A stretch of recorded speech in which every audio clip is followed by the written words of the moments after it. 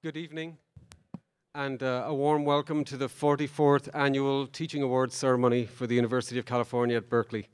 And it's a great pleasure to see so many of you here today.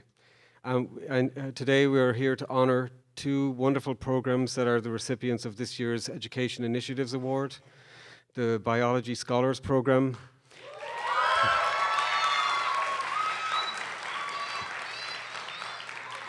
and the Undergraduate Apprenticeship Program in the Museum of Vertebrate Zoology.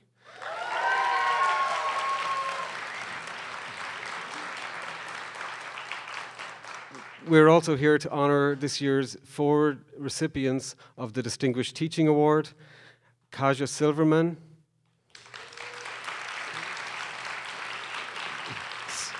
Stefano DellaVigna,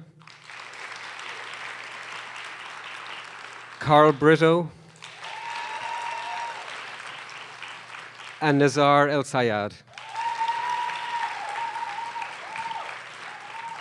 So I hope you all have copies of the wonderful program that the Office of Educational Development put together. And here, without further ado, is the Executive Vice Chancellor and Provost, George Breslauer, to open this wonderful occasion. Thank you.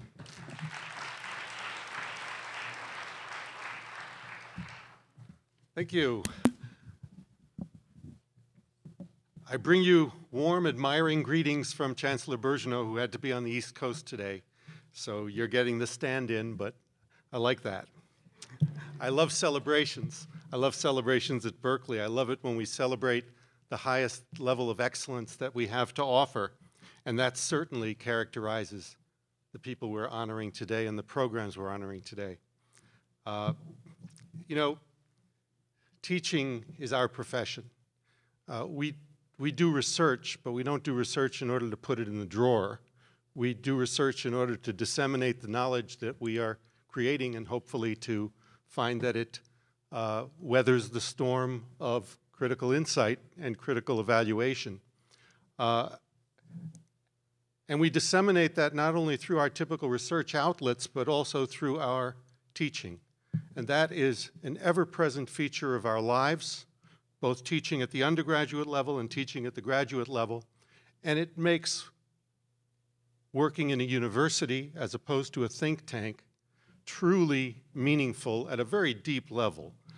We are disseminating knowledge, but we're also communicating our passion for our subject matter, our passion for communicating to others about our subject matter, the depth of our knowledge that we've gained over time, the incisiveness of our insights, and our ability to motivate students to think for themselves, but also to internalize the passion that we have for the subject matter. And from that flows as well, if you really care about how your students develop in terms of their intellectual development, in terms of their life choices, from that flows a deeply felt dedication to our students, which expresses itself not only in the combination of teaching and mentoring that we all engage in as we are teaching our students and as we are advising them about their life's choices, but it also expresses itself in a sense of emotional attachment, not to any given students, but to the student body. And that emotional attachment is what defines our lives, because we, as teachers, are researchers who are communicating to this body of students, the many thousands that we have taught over the years, what we know, what we do, and why we love doing it. And hopefully, we'll get that letter back or that email out of the blue 10 or 20 years hence from a student who says, "You have no idea what a difference you made in my life." And that really makes it deeply worthwhile. Then there's also the email that says, "You know, I could buy you and sell you 10 times over by now." But that only reminds us of how much we actually love teaching at universities, because we're certainly not in it for the money. And Berkeley is known worldwide as a top quality research institution. but it is also one of the best teaching institutions in the world, and that is because of the dedication and really the idealism of the faculty that we recruit here and that choose to stay here. The two programs that we're honoring today share the Educational Initiatives Award, and they demonstrate in crystal clear terms what it means to get an education at Berkeley. The Biology Scholars Program has for a number of years provided intellectual support and stimulation to a large number of students who might not otherwise have been able to pursue their goals. And it's become the standard for many such programs elsewhere. Some of the students in the Biology Scholars Program go on to be apprentices, undergraduate apprentices in the Museum of Vertebrate Zoology, and that is the second program that we honor under the Educational Initiatives Award. These students in the Museum of Vertebrate Zoology learn on the job, performing tasks essential to running this major campus museum. In both cases, in each of these programs, we see the ideals and the idealism of a Berkeley education. Faculty, students, and staff collaborating, learning, contributing, and enjoying each other and the subject matter in the process. The four faculty members that we honor today exemplify the inextricably entwined pursuits of research and teaching. Nezar AlSayyad not only teaches enthusiastic students about urban design, housing, and architecture, he publishes widely in these areas, and he practices what he preaches, helping to plan cities, museums, and housing. Karl Britto is a specialist in Francophone literature, that is, literature in French outside of France, which has ramifications from Vietnam to Africa and the Caribbean. His students often remark that he opens a whole new world to them through his teaching and his writing. Stefano DellaVigna, whom we've either borrowed or stolen from Italy, takes economics, a discipline that a few misguided souls occasionally believe to be dry, and turns it into something deeply important and connected to all the large issues of our time, from health to crime.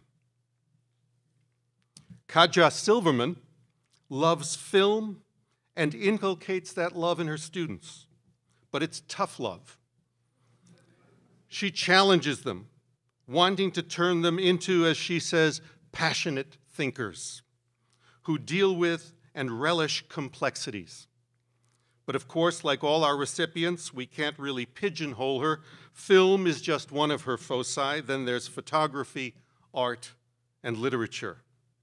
These four faculty represent the qualities we most want and admire in our faculty: a great depth of intellectual engagement, a joy in teaching and in their students, and a sense of the world as a community. In their work and in their teaching, they move beyond the boundaries of the United States and truly work on a global plane. One of the missions of the University of California is to contribute to the betterment of society. That's what these teachers and these programs do, and I salute you.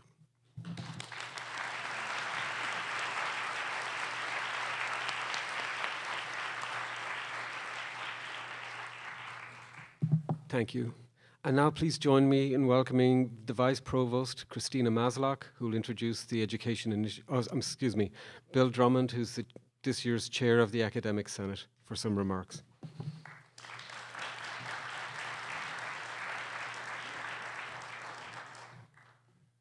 Thank you very much, Oliver. I thought for a moment I was off the hook, but I'm not. I want to add my enthusiastic support to everything that George Breslauer said. So I won't go over the nuts and bolts of the wonderful achievements of the honorees. From the standpoint of the Academic Senate, I want to point out that the Committee on Teaching, I applaud their work. They happen to have I think, one of the best jobs in the whole shared governance thing. For the most part, our committees are involved with some very, very tough decisions. We evaluate programs. We're trying to squeeze more and more productivity out of the system. We have little adversarial goings-on with the administration. So when the Divisional Council has a visit from the members of the Committee on Teaching to present us with the awardees, this is a great sigh of relief. We get to sit back and just enjoy all of the stories about what the university is really ought to be all about, instead of things like protocols for approving people's research projects and all these other problematic things.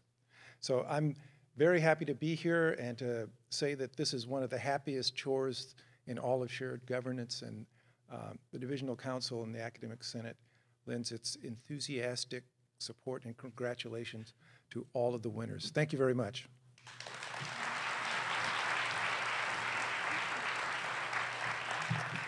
Thank you, Bill, and my apologies. I thought for a minute that I wasn't nervous. And so now, please join me in welcoming the Vice Provost, Christina Maslach, who will present the Education Initiatives Award.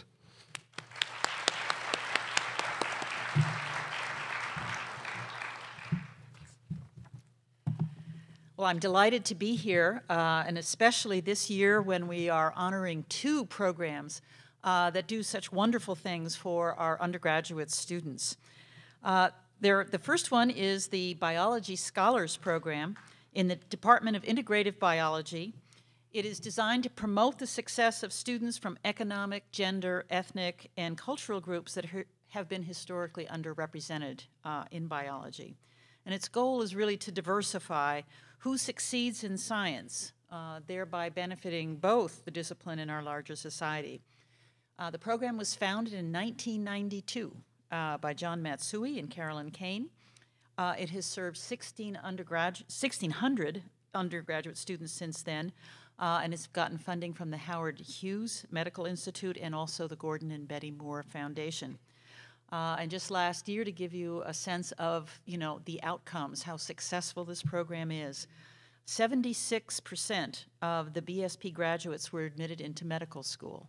And just for reference, 50% or 55% is the average nationally and at Berkeley, okay? And they did 76. And very impressive, and 100% of BSP graduates were admitted to PhD programs, which I think is remarkable.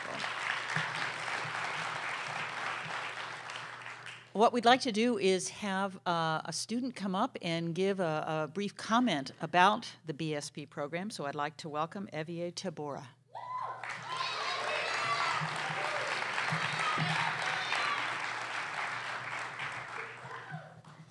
My name is Evie Tabora, and I am a proud member of the Biology Scholars Program.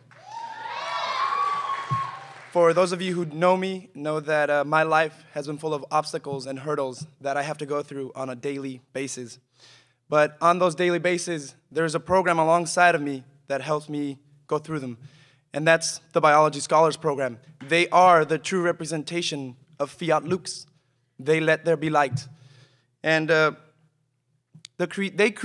program creates an atmosphere for intellectuality and ambition. And this drives all of us, and this is what creates this university. The students that seek that knowledge get a passion from this program. In short, my ability to succeed in this campus and my ability to be in the biological sciences is owed to the Biology Scholars Program and the supporting students that you see back there. I would not be here without their help, and that's why this program is so excellent and brings so much to this campus. So I thank them, and I am honored that John and BSP is receiving this award. Thank you.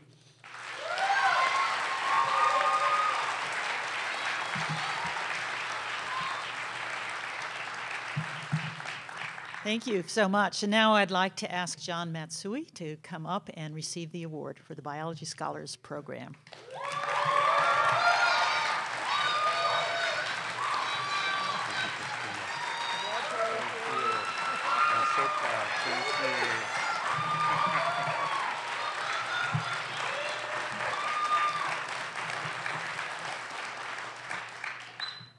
So as you can see, I'm wearing a BSP t-shirt today. Normally I'd wear a tie at a very special occasion like this, but this t-shirt represents what's so special and different about this program. It's about its students. But let me give you a quote of a colleague of mine. When we first started BSP, Caroline Kane and I started BSP in 1992, a colleague approached me and warned me in the following way. He said, "Don't waste your time and talent on a feel-good program for students who don't belong here in the first place." Now that was pretty harsh. That was we had just gotten our grant and we were ready to start a program. But what's happened since then? Since then, there have been about 1,800 Berkeley undergraduates that have participated in the program. 60% of these undergraduates come from underrepresented ethnic groups. 70% are women. And follow this, 80% are low-income and first-generation students. And here at Berkeley, if you fall into that category of low-income, first-generation, you are twice as likely to go on academic probation and be dismissed from the university. Now, when some people see this statistic, they see this as evidence that Cal's admissions process is flawed, admitting less qualified students who aren't really, in quotes, Berkeley material. However, the success of the less qualified, low-income, first-generation students in BSP supports another view. On average, BSP members over the last 16 years have entered Cal with lower SAT scores and lower high school GPAs. Yet they graduate in equal percentages with a biology degree and with final UC GPAs that are equivalent to biology majors at large. Moreover, as Christina mentioned, our students are very successful in going to medical school. Over the 16 years, well, last year was kind of a tough year, 76%. Over the 16 years, 85% of our students who are pre-med got into medical school. And last year, 100% of our students interested in pursuing a PhD got into graduate school. Now, there's an interesting parallel in the Bay Area. In fact, there's a professional team just down the road in Oakland that reminds me a whole lot of BSP. These are the Oakland A's. Both BSP as well as the Oakland A's recruit undervalued players. That is, the players that really nobody at first wants. But when we finish with them, they are all-stars, and everybody wants them. So in closing, I'd like to thank the Department of Integrative Biology, the Dean of Biology, Jeffrey Owen. I'd like to thank Caroline Kane, who couldn't be here right now because she has other commitments, and she may be joining us later. I'd like to thank my Assistant Director, Roger Liu, the staff of BSP. About 99% of them are BSP alumni. And also I'd like to thank my wife, Jane, who has borne with me over the last 16 years this project. But most especially, I'd like to thank the students of BSP, past, present, and future, who as health professionals, researchers, faculty, and policymakers will make this world a better and more just place for all. And on their behalf, I accept this award. Thank you very much.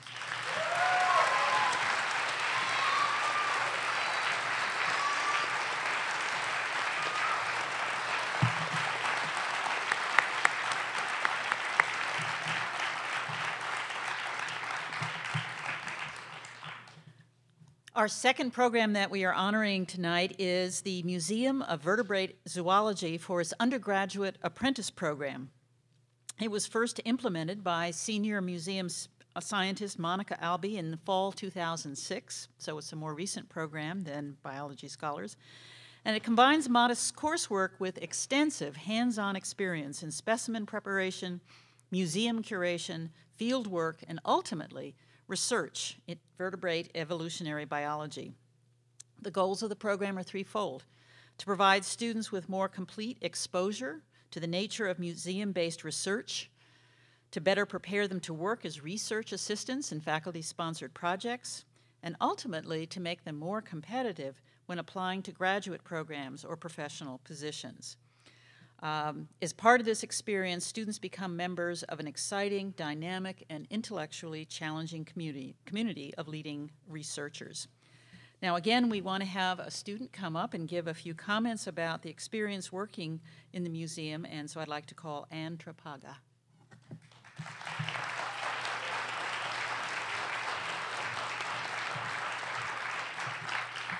Good evening. It's a pleasure to have the opportunity to make a few remarks about the MCC, but I'd like to start with giving you a little bit of background information about who I am and why I'm here. I was raised in Berkeley, but I actually started college at the University of Washington. And despite many attempts of trying to find a niche there, I was unsuccessful. So I returned home to pursue my education back in California. I crossed my fingers and turned in my application to Cal. I was delighted when I found out that I applied to Cal, or that I had gotten into Cal, excuse me, but was a little concerned that I would be yet another fish in the sea in this vast university. Last fall, I enrolled in 2 MVZ courses, behavioral ecology and natural history of the vertebrates, and I was hooked. I had found my niche. Niche, excuse me. I'm apparently the most nervous of them all. And so I'd like to give you an idea of what it's like being an undergraduate in the MVZ. As an undergraduate, I never imagined that I would find an environment where my thoughts and opinions about research would be wholeheartedly listened to. I got involved with Eileen Lacey's behavioral ecology lab, where I'm working on an independent project that, and the MVZ is my quiet place at Cal, where I can go and just be myself and get really excited about mammals and vertebrates and use all those crazy Latin names that no one else in the world knows. And what's so special about the MVZ is it endows its undergrads with a sense of responsibility and a sense of being a part of a bigger whole. Yeah. The MVZ, there's no place like it on Earth, and I'm totally bombing this. Yay, MVZ!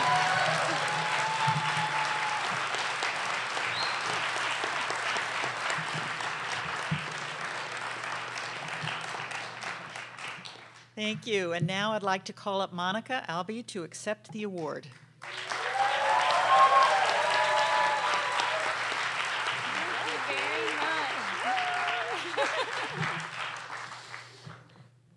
Thank you, and thank you, Anne, for that stimulating introduction. I'm honored to be receiving this award on behalf of the Museum of Vertebrate Zoology's Undergraduate Apprentice Program. Go MVZ! This is a special day for me because I'm not only a member of the museum, but also a BSP alum. And I can't think of a better way to celebrate both programs. I know how difficult it is to be an undergraduate at Berkeley. I've been there. It's hard to find your place on such a big campus. It's hard to juggle school, work, family, friends, and your pursuit of a future career, especially in such a competitive and fast-paced environment as Cal. I transferred to Cal in 1999, and I have to say my adjustment was pretty rough. At my community college, I had a 3.96 GPA, and in my first semester at Cal, I dropped the class because I was failing it. And in the next semester, I got a C in a class even though I loved it. Many semesters, I had to work full-time while I was going to school and sometimes working 2 jobs. But in my first year, I was very fortunate to receive support and good advice from BSP, and especially John Matsui. And with that advice, I found a home in the MVZ, and once I was in the MVZ, my grades shot up, and I was able to graduate with honors and a degree in integrative biology. Being a part of the museum surrounded by so many driven people inspired me to work harder than I had ever before. And it was where I discovered what I do best. And I'm very lucky to be able to say that the museum has allowed me to continue my work there, and now I'm a museum scientist. And now, My passion is to encourage others to discover their niche in the biological sciences. And what's exciting about the MVZ's undergraduate program is that I'm not the only one passionate about education. We have over 80 research members in our community, which includes curators, staff, graduate students, and postdocs. And yes, we do cutting-edge research in evolutionary biology, and we're leaders in the use of natural history collections for research and solving problems in biodiversity conservation. But we're also teachers. Since 1984, 6 professors in the Department of Integrative Biology have received the Distinguished Teaching Award. Pretty good. 4 of those were curators in the MVZ. We've always had excellent faculty members in our museum, but now we are opening our doors to undergraduates in a whole new way with our apprentice program. Welcoming them in as freshmen and sophomores, introducing them to science earlier in a more comprehensive manner, and inspiring in them a love for what we do. And that's why I'm very proud that the university has chosen to recognize our program with this award. So a big thanks to everyone who has supported us and the Committee on Teaching, and a big thanks to everyone in the museum that helps support the undergrads, and of course, a huge thanks to all of our undergraduates. Yay, thank you.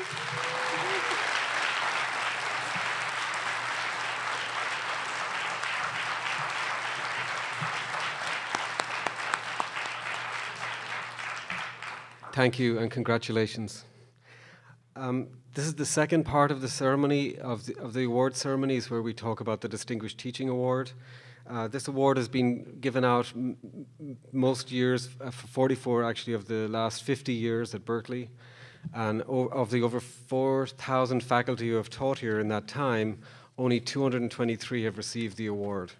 So it's the highest honor that Berkeley bestows on its teachers, and it also has one of the most arduous nomination and selection processes.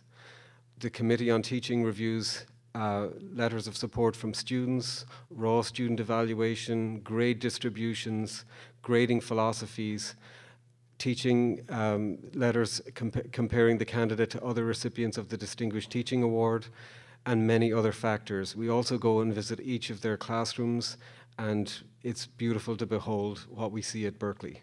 Many of you, Monica commented that the biology program has had several Distinguished Teaching Award recipients, and you see that thread throughout the campus. You see it in the Education Initiatives Award, and you see it also in the Distinguished Teaching Award, where friends of friends support each other's teaching, and it grows in that way on this campus. And it's really one of the most abundant things on this campus, and much to my surprise every year after I've been on this committee for the last 4 years, to see this wealth of great teachers that come up every year, and that we can acknowledge and that we can celebrate with in this way. The committee this year consisted of my co-chair, Kevis Goodman from English, Ole Holt from Math, Claire Kramsch from German and Education, Chris Volpe from Public Health, Steve Goldsmith from English, Jill Stoner from Architecture, and we had 2 wonderful student members, Paul Albertus and John Maddens, and we were ably supported by the wonderful and irreplaceable Steve Tollefson.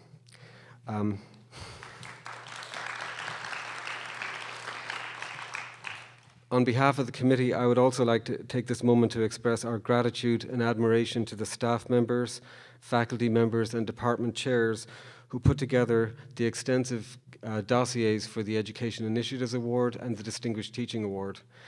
There are lots of wonderful people on this campus, but it's special to have advocates for them. And without those advocates, we wouldn't be able to recognize the wonderful faculty that we have here. So the committee would like to thank them. We all appreciate how difficult and time-consuming putting these cases together is, but we hope that they appreciate that the award itself is so prestigious on this campus now that it really, we owe it to the award and to the campus to do a great job with those things. As a committee, we noticed several threads that run through the 4 awardees this afternoon. First of all, they all have brilliant mentors of students, be it undergraduate students in the undergraduate research apprenticeship program, to faculty members at other universities who have passed through Berkeley's gates. It is an inspirational and humbling, and given the budget situation at Berkeley right now, very reassuring to witness this excellence throughout the ranks of our faculty at Cal. Paraphrasing Stephen Greenblatt, who received this award in 1983, it is poignantly rare to find people whose careers center on something that they care deeply about. And today we are privileged to recognize 4 such individuals. And here is a short video presentation introducing them to you, and after which my co-chair, Kevis Goodman, will present them with the Distinguished Teaching Award. Thank you.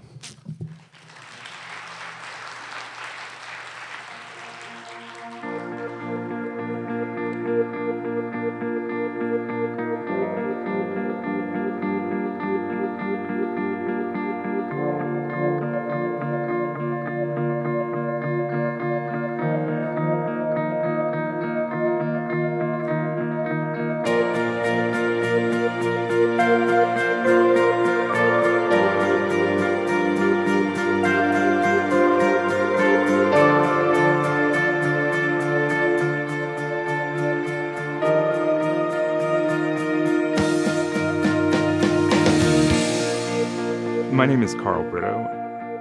I am Stefano DellaVigna. My name is Kaja Silverman. I am Nezar AlSayyad.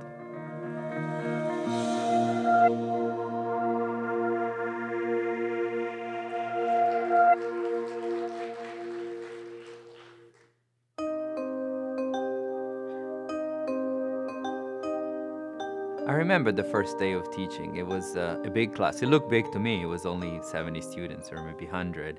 And I look at all of them and I said, I don't know any of them. And then I thought, well, they don't know me either. How we're going to establish that connection? I think I'd always wanted to be a teacher, and it felt as if I was where I belonged. But there's always the question of whether the students are going to see it the same way. I was excited.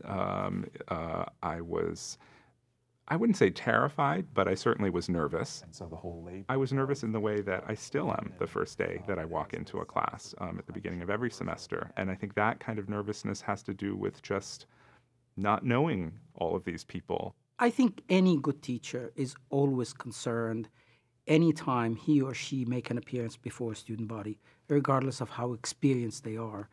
It is a kind of stage fright, which I actually think is unnatural for one to completely overcome. It is good to have it. This expanding network. I learned from my students how to teach. My students taught me what not to do. I remember when I got a hate letter from a student. She sent me a letter saying, I cannot believe you are as you appear to be. I'm going to give you one more chance.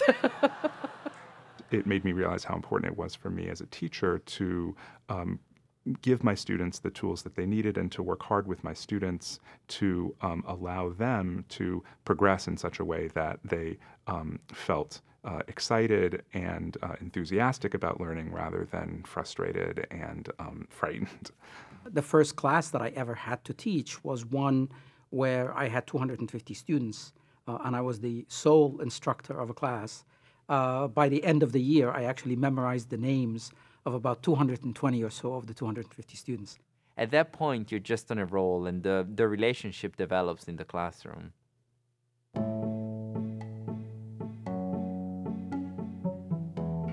I teach because I love to impart what I know. I think that any teacher has that obligation. The idea of sharing what you know with others is so fundamental for the exercise of teaching itself. When there is something that you've learned that you think is important, that has helped you to understand, in my case, some features of the economics, you want to pass it on to others. What's the joy of having something that you care about and keeping it all for yourself? It's like that in life, and teaching is that giving to others what you've received. One feels a great deal of satisfaction when the students have taken the ball and rolled with it, and when they have managed to not only get the point, but rather be able to expand even on the topic itself in a manner where they are forming their own individual opinions and coming back to ask more questions. So there's a very clear progression. To watch that sort of evolution of understanding and the increasing complexity of that understanding. It's this work of African American literature, but produced in I think those moments are very moving to me because I get the sense that my classes may have a larger impact for these students, beyond the end of the semester and the final exam. When you read a literary passage and look up and you see the students' faces, you see that they have been there in that same emotional space, that the words have been charged for them and they've caught the magic of them. It's the ultimate intoxicant. There is nothing more addicting, I don't think, than that.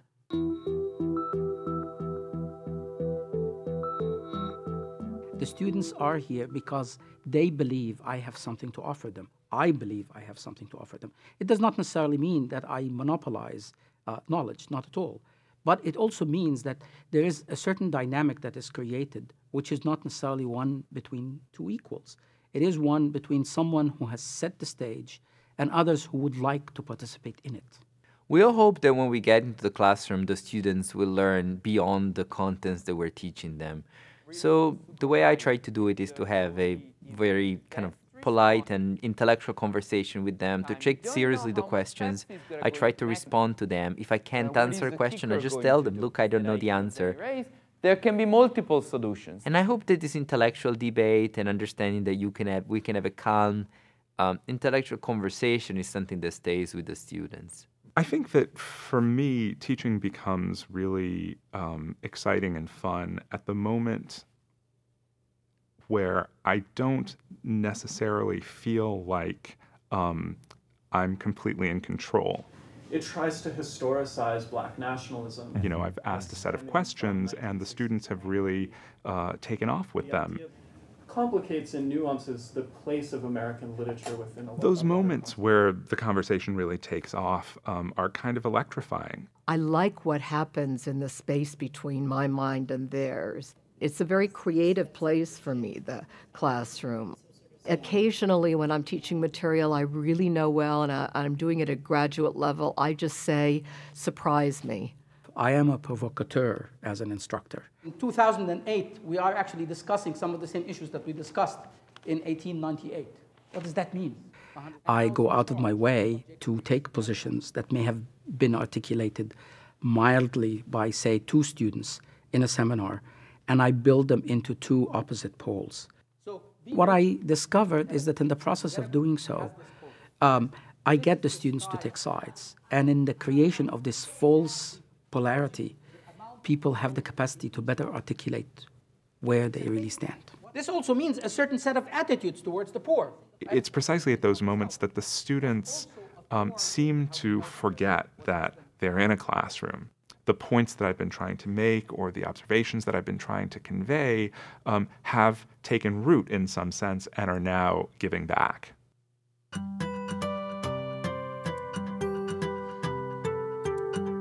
Teaching, I think, is an extraordinarily important activity. It may be the single most important occupation anybody can have because you're opening people to the richness of all kinds of dimensions of life that would be closed off to them otherwise. Whether it's linguistically, whether it's religiously, I try to help them to understand what the benefits and the pleasures of that kind of sustained conversation and reflection can be. To help students develop their skills in literary analysis and interpretation will allow them to take those skills and translate those skills into other parts of their lives. When students come into the classroom in an economics class, they have expectations. They think they're going to see supply and demand curves. They think they're going to see math. And what I try to tell them is that economics is a very powerful weapon, in a way, to understand society. So I know that that's just the first step for the ones that really want to use economics to understand the world. The education never ends. What I want and what I care for a student who is not likely to be a specialist to take out of the class is precisely the capacity to form a political position, to be able to understand circumstances around him or her that occur in society, and to dig deeper using the material that I armed them with to be able to articulate what is it that they have also seen. So it is not only the capacity to form an opinion, but it's also the capacity to be able to defend the opinion that one has formed.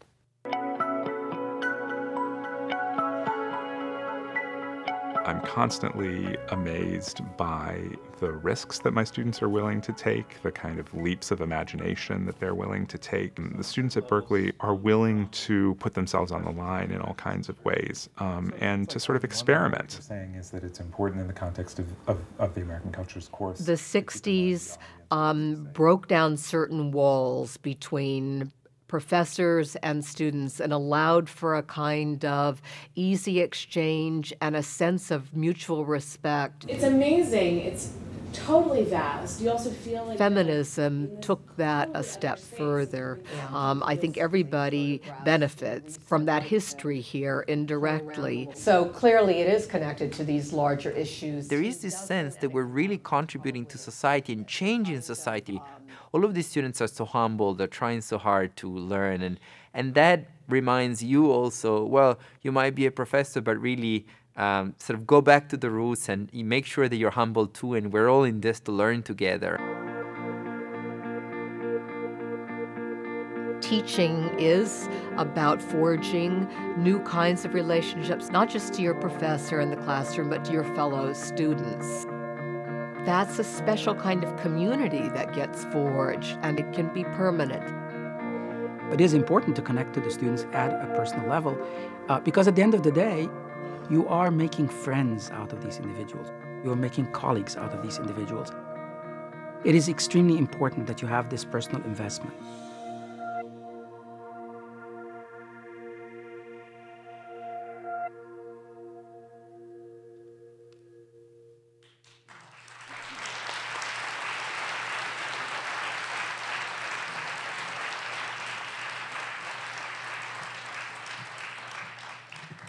I'm hoping our four winners will now come up and sit down so they can receive their awards.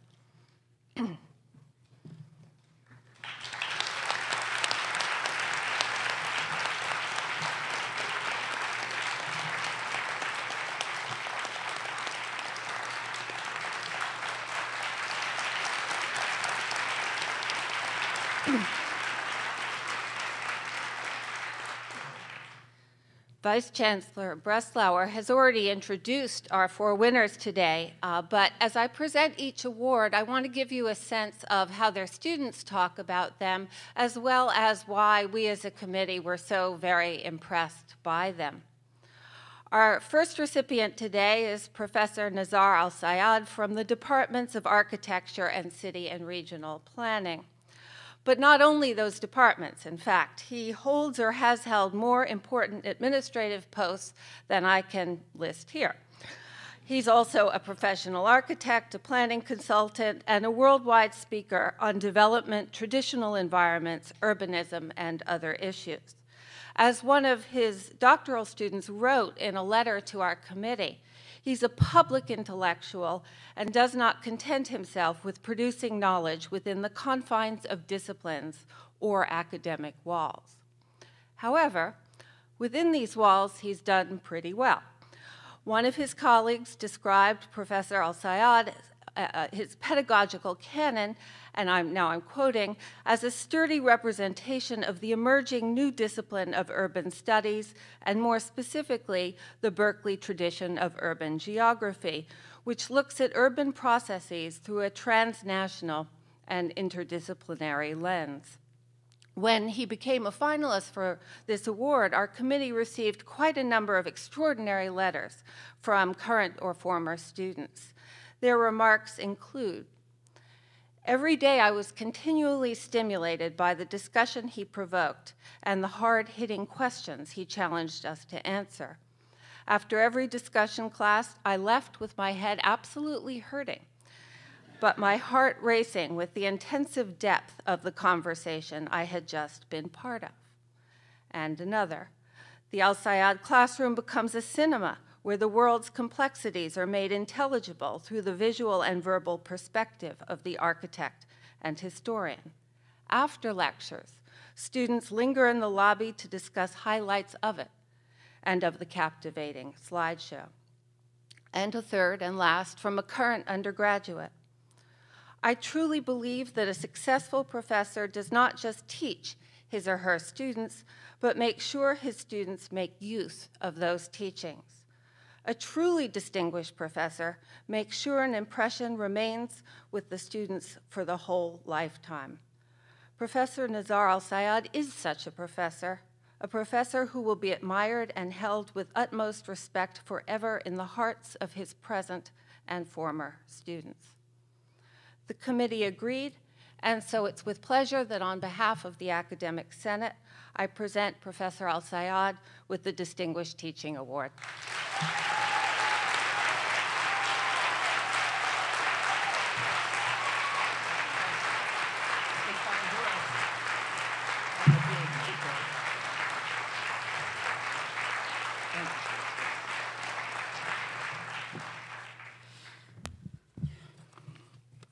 Thank you very much, Kevis. Thank you, Oliver.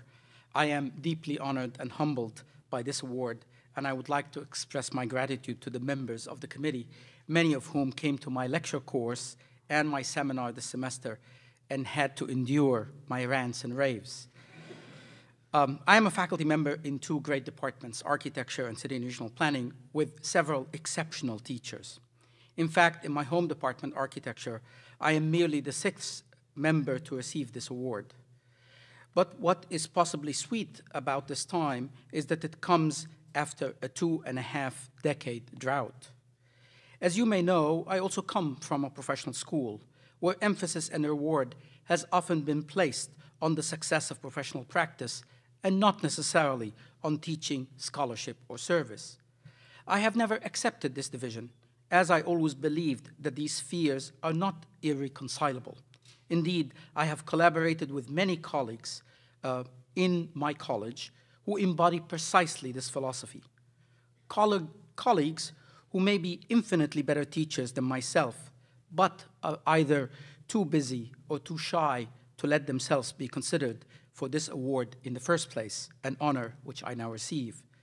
Colleagues like Gail Brager, Chris Benton, Greg Chrysler, Richard Furneaux, and Susan Ubalodi. I am grateful for the support and the freedom that I have received also from my department chairs, former and current.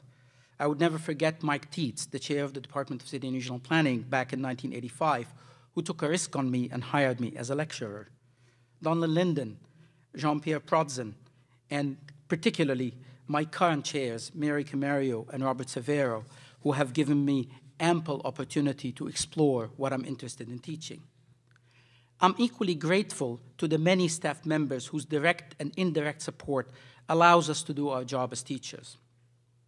This includes the staff of the Architecture Department, the City and Regional Planning Department, the Center for Environmental Design Research, the Dean's Office, and of course, my own staff at the Center for Middle Eastern Studies. I would like to single out one individual, Joe Goig, our CED, College Environmental Design AV specialist, who in my 20+ years here at Berkeley has never failed to show up to ensure that I have all of the equipment that I needed, even when the college did not possess it. And most of all, I would like to thank my partner, Ananya Roy, who is one of the most distinguished and popular teachers on this campus and who is a past recipient of this and many other awards herself. I am in fact grateful that this year Ananya received only one award, the Golden Apple, announced only a few days after the Distinguished Teaching Award, allowing me, if you will, to stay in the spotlight for only 3 days before I have to step back into the shadow.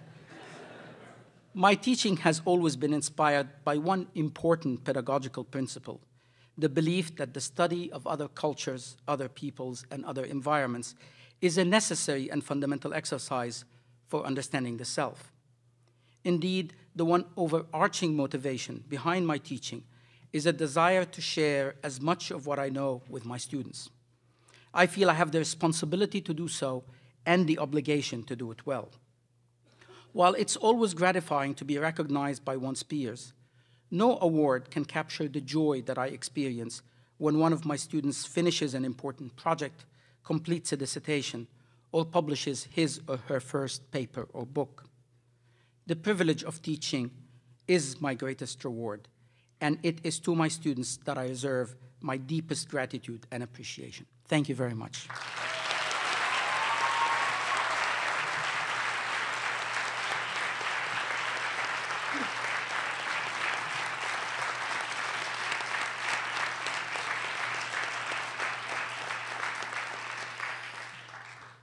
Our next distinguished teacher is Professor Karl Ashoka Britto of the Departments of French and Comparative Literature.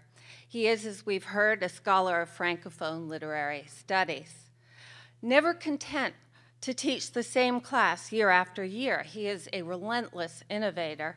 Professor Britto has offered courses entitled French Civilization from Margins to Center, The Colonial Classroom, and Redrawing the Hexicon, Metropolitan Reflections in Francophone Literature. At the same time, he has not shunned the task of teaching French 102, reading and writing skills in French. He's therefore exceptionally thoughtful about the imbalances built into pedagogy, especially when the language is new to the students in the class. His energy and expertise have made his field a regular part of Berkeley's course offerings, as well as a magnetic site of interest for more advanced students in quite a number of neighboring departments. He's therefore much in demand, yet his colleagues describe him as a kind of eye in the hurricane. In the words of Professor Michael Lucy, a quiet and calm wisdom in settings that might otherwise generate friction. His student evaluations and the letters written to the committee unfolded that calm wisdom to us.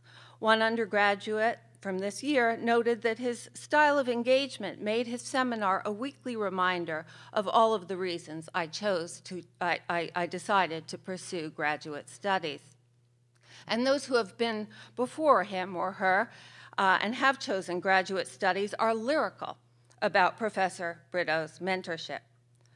Professor Britto, writes one, now a professor at NYU, he has the unique ability to attend carefully to language and aesthetics while always considering the political implications that hover around a text.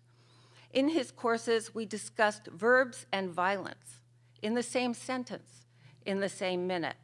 He's not only a fine reader, but he has the incredible rare ability to read that gift in others. Another writes about the way he encouraged her to take on a subject that, as she put it, other professors believed could not or should not be broached.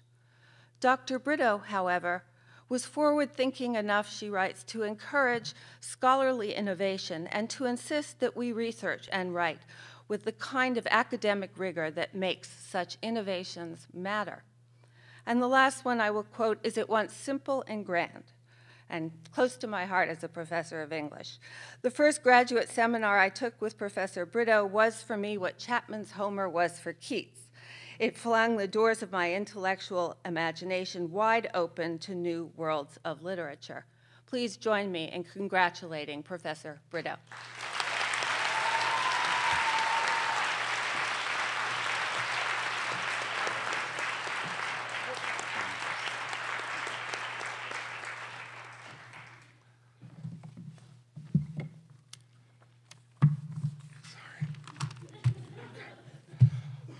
Thank you, Kavis and Oliver and all the members of the Committee on Teaching.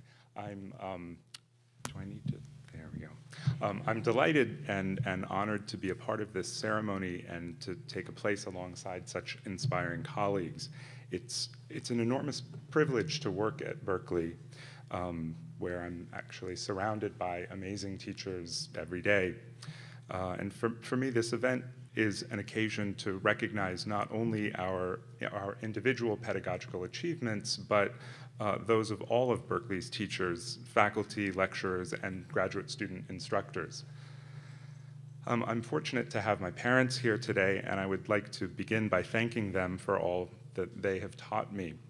My own teaching is informed in many ways by what I've learned from them about living between languages, cultures, and places. They also sparked in me a desire for narrative that continues to shape my life, and on a more basic level, they taught me how to read, which turned out to be excellent preparation for a career teaching literature. although I'm not totally sure they meant it that way. But I would also like to thank the many extraordinary teachers I have studied with over the course of my own geographic and linguistic wanderings. I can't imagine what my teaching would be like without the examples that they set, and I'll confess that it's truly a rare class in which I don't find myself channeling, for a few moments at least, the lecturing style or the mode of questioning of a former teacher. My institutional home here at Berkeley spans both sides of what's known as the CLAFA cluster, which is to say that my appointment is evenly split between the departments of comparative literature and French. I'd like to say a special thank you to the staff members who make life on the 4th floor of Dwinelle a little easier. Their efficiency, not to mention their sense of humor, has gotten me through more than one difficult teaching moment. I feel incredibly lucky to be able to teach in 2 departments with colleagues who, on top of being brilliant scholars and inspiring teachers, are also great fun to talk to and share a meal with. I'm grateful to my chairs, Michael Lucy and Kathleen McCarthy, in part for the time and effort they put into the nomination process for this award, but more generally for everything that I've learned from them about teaching. Over the years, I've spent many hours at dissertation workshops with Michael, and I never fail to be dazzled by the depth and breadth of his knowledge and by the skill and clarity with which he's able to share and convey what he knows. Kathy, of course, is a card-carrying distinguished teacher herself, and hardly a day goes by in which she doesn't help me to think through pedagogical challenges and to come up with effective strategies for seeing past my own assumptions about teaching. The people from whom I've learned the most, of course, are the students with whom I've worked over the past dozen years. They have challenged me and helped me to understand what works and what doesn't. They have energized me and given me the sense that the work we do together can truly change the way we live in the world. Most of all, I would like to thank my students for their commitment and enthusiasm and for their willingness to read and discuss literature, an activity that seems ever more improbable and ever more important from year to year. Last but not least, I'd like to thank Kent, Lucy, and Wilma, each of whom enrich my life in immeasurable ways, and all of whom have convinced me that it doesn't get much better than a nap in the California sun. Thank you.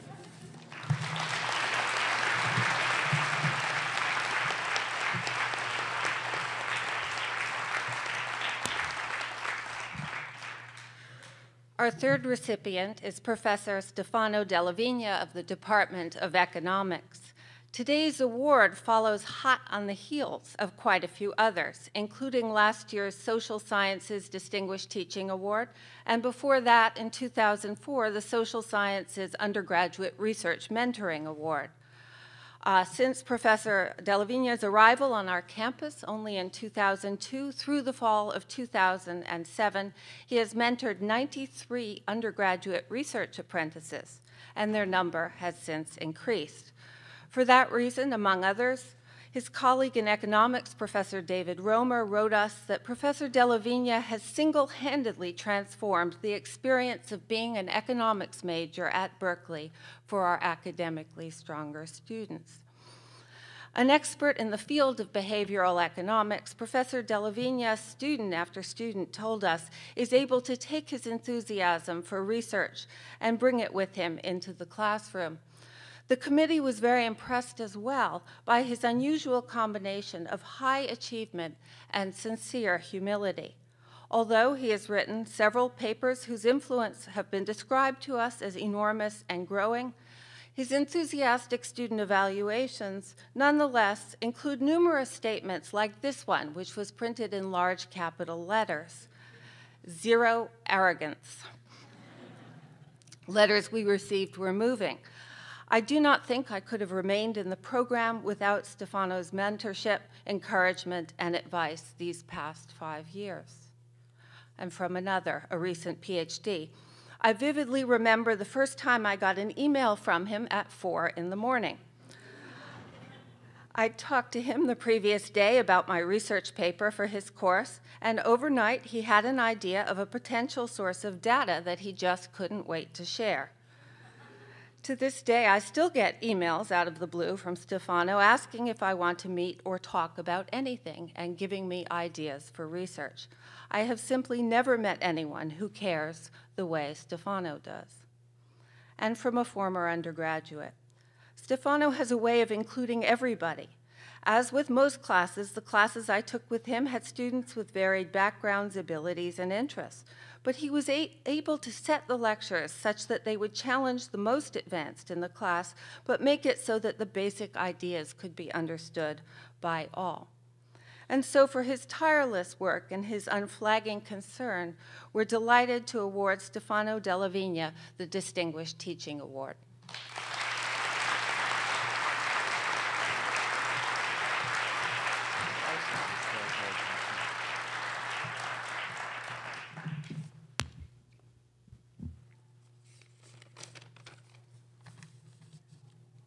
Well, thank you, Kevis and Oliver. Thank you, everyone. I have to say, when I started 5.5 years ago and I was in front of this classroom and I didn't know anyone, the last thing I would have thought is I'd be here receiving an award today. I thought, am I going to make it through that first class? And that it worked out, and I'm so glad that it did. A lot of it, I really think, is the merit of the students. I don't think I really came in with a philosophy of teaching, but if I did, it was to try to listen to the students, to leave the door open for them, and to have discussion with them, to take them for lunch. A number of them after the classroom joined my research group as kind of as apprentices. And so I want to say thank you to some of them. I want to say thank you to Stephen. So Stephen was a student in my first 2002 class. And one day we went for lunch together with him, a couple of the students, and we're coming back to Evans. And I asked him, what's your major? And he said, I don't know yet. I'm thinking, I think it's a molecular and cell biology or economics. And I said, that's interesting. They're different. And I pressed him a little bit. That far I knew. And he said, you know, I really like economics, but I hate that it's all about making money and becoming rich.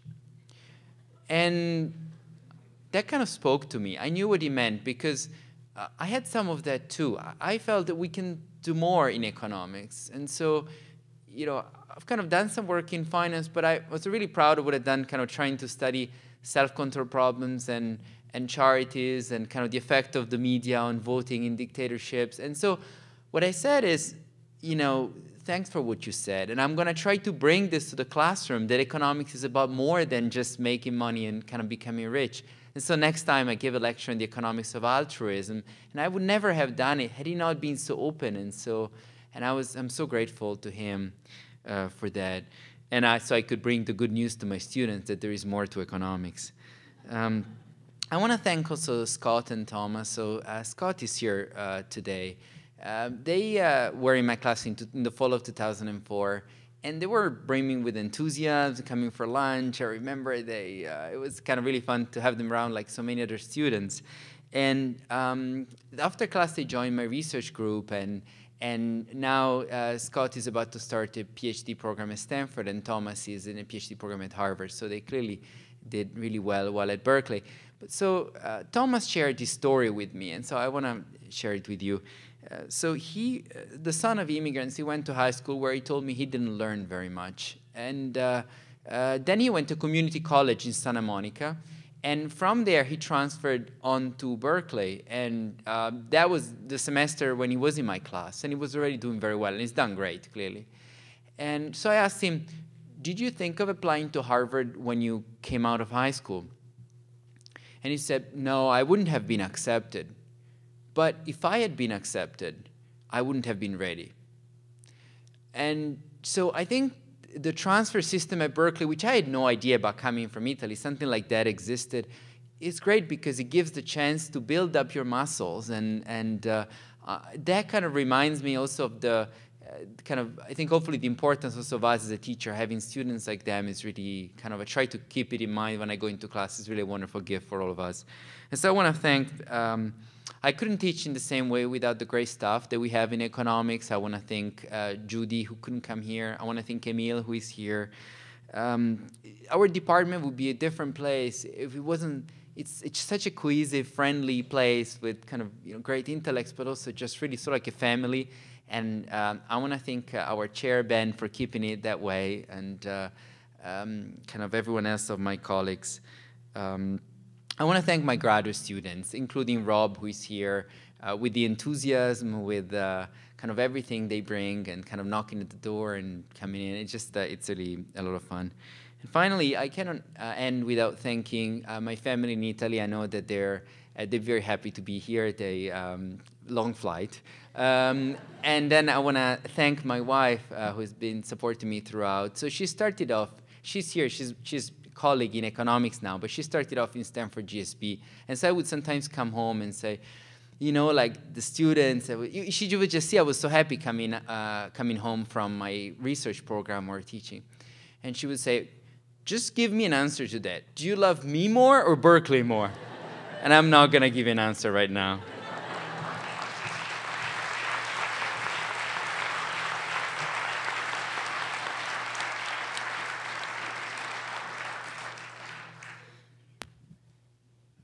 Our fourth and final recipient is Kaja Silverman, the class of 1940 professor of rhetoric and film studies.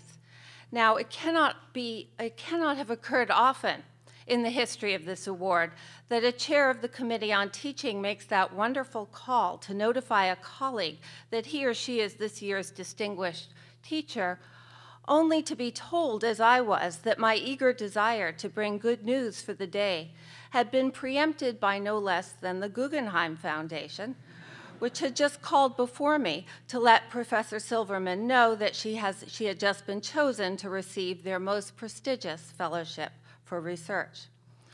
Yet one of the things our committee most admired was the fact that in spite of her prodigious renown, Professor Silverman does not disdain the task of teaching lower division lecture courses for non-majors, courses that, like Rhetoric 20, are notoriously hard to teach. Indeed, Chair Michael Michoud notes that few faculty are willing to take it on. Yet evaluations from that very class have comments like, "Coming to class was a joy, and I'm sad to see it end," or "Lectures were explosive and illuminating. The first class that had a meaning. My way of observing the world has been enhanced, and I am deeply grateful." At the other end of the spectrum, Professor Silverman, like our recipients, is a serious and dedicated mentor of her graduate students, whose number is so great I gave up counting. Letters that the committee received from students and colleagues at all levels include this one from a former undergraduate and now a graduate student at Berkeley.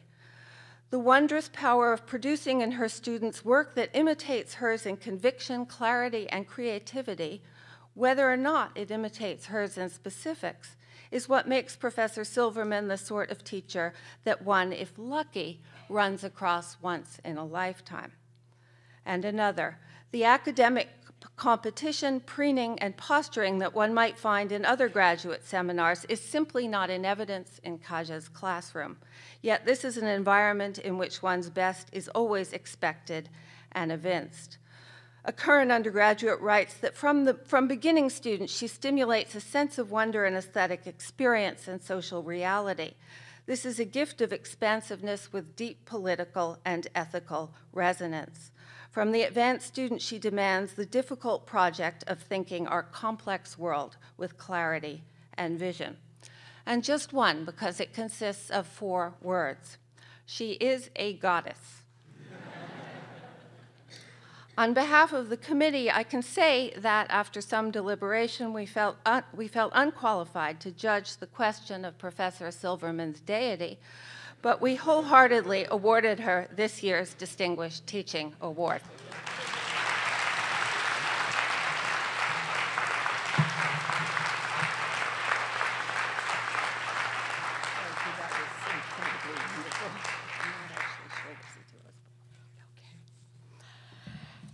Steve Tollefson was so concerned that this was going to turn into an Oscar ceremony in which the recipients spend 10 minutes thanking all the people who have ever contributed anything to their lives that I decided to keep my remarks very brief.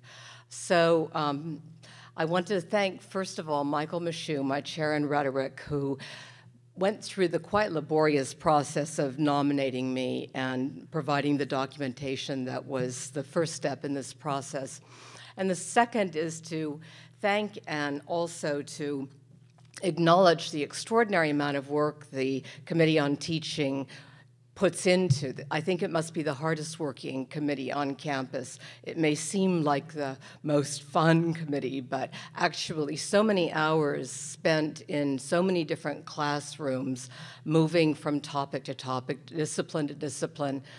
8 different members of that committee came to my graduate seminar and spent at least an hour and a half each there. So imagine that multiplied by however many people were nominated across the campus.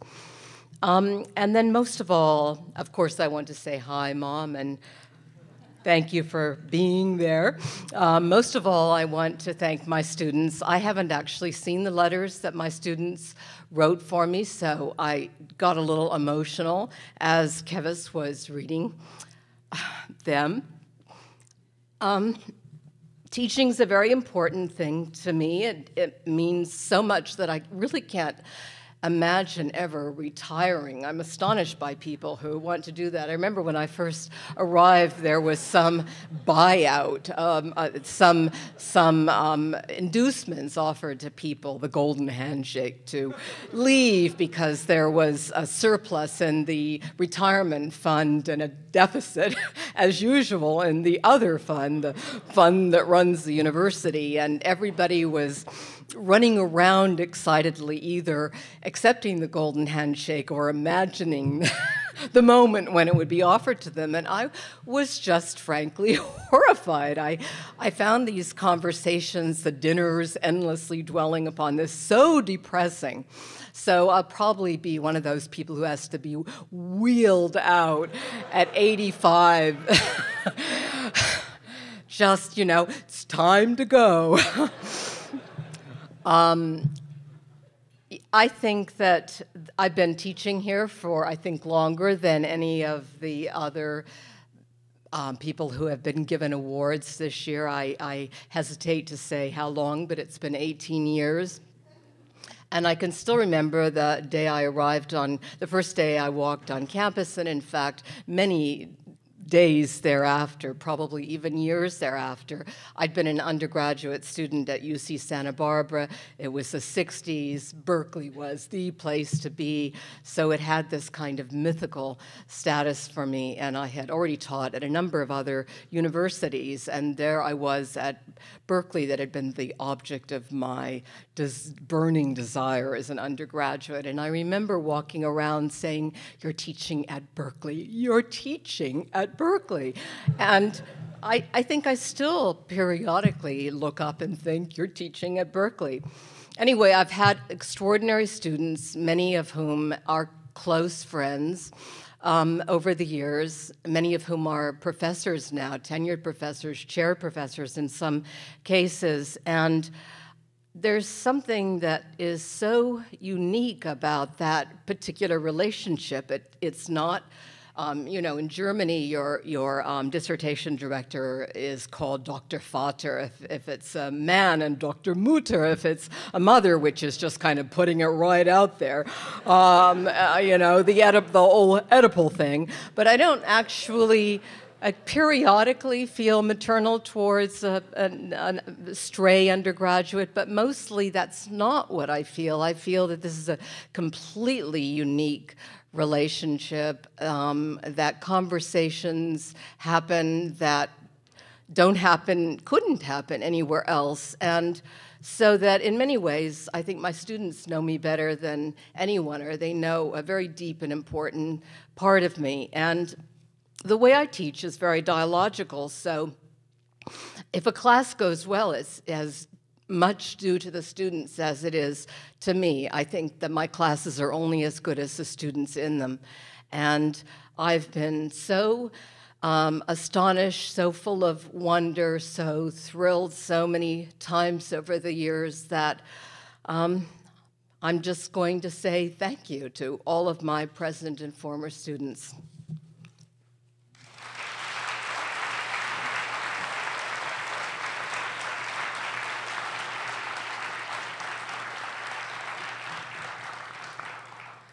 I want now to introduce Derek DeFries, the president of the Alumni Association, and Jason McConnell, the student member of the Alumni Association Board of Directors. They have something to give to the new recipients of the Distinguished Teaching Award.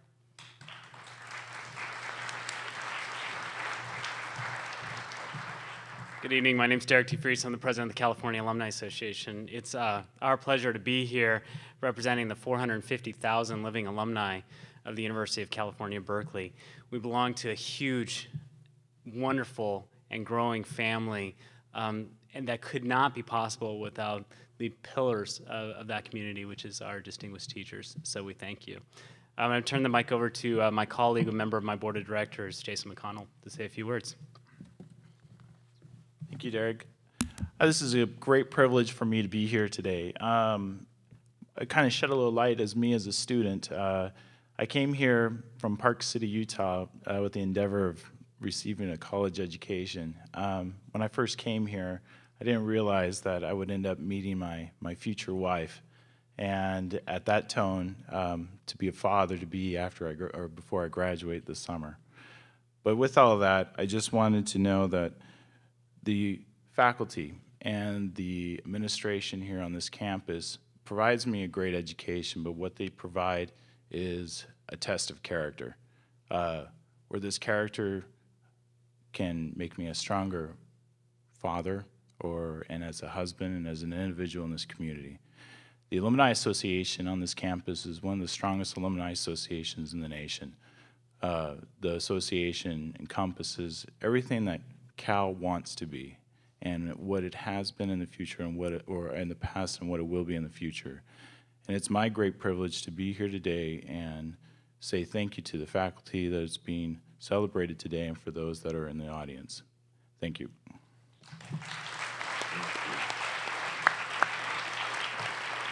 You know, as students, although I look younger than Jason, you know, because of his gray hair, we thought we'd flip roles, but that was not fair to all of you. You know, as students, we're here for but a wrinkle in time, a mere moment. But as alumni, we learn and love and grow together through the rest of our days. And always with us is those nuggets of wisdom that we're able to achieve through those who brought us here, who shepherded us through the process, and who continue to serve as a valuable resource to us as we grow in our lives and our career. So it is not with a measure of appreciation, but with an incredible amount of affection that the Alumni Association is here and is proud to sponsor and support those of you who are being honored here tonight. So we thank you. And we have a gift for you. So.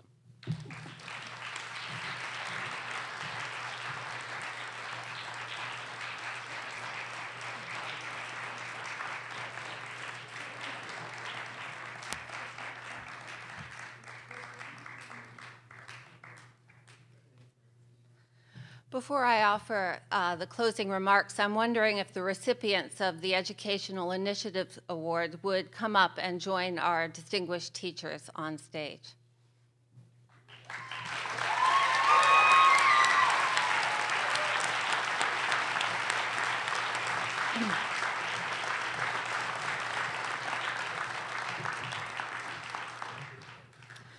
We are an academy, but since we don't, in fact, want to rival the Academy Awards down south in length, my closing remarks are three and brief and important. First of all, after the ceremony, we invite you to join us in a reception across the way in the Alumni House, across the way from this playhouse in the Alumni House. Second, we want to thank a number of people who made this ceremony possible. Dan Krause, who produced that video, wonderful video that you saw.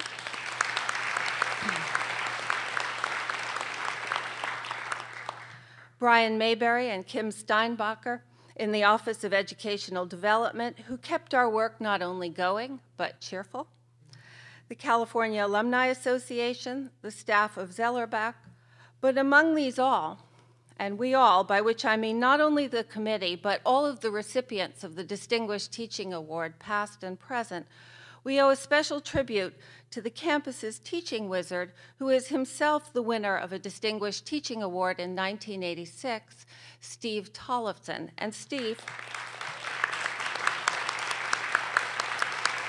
Oliver, and I would like you to stand up, if you would, so that we can all thank you more properly.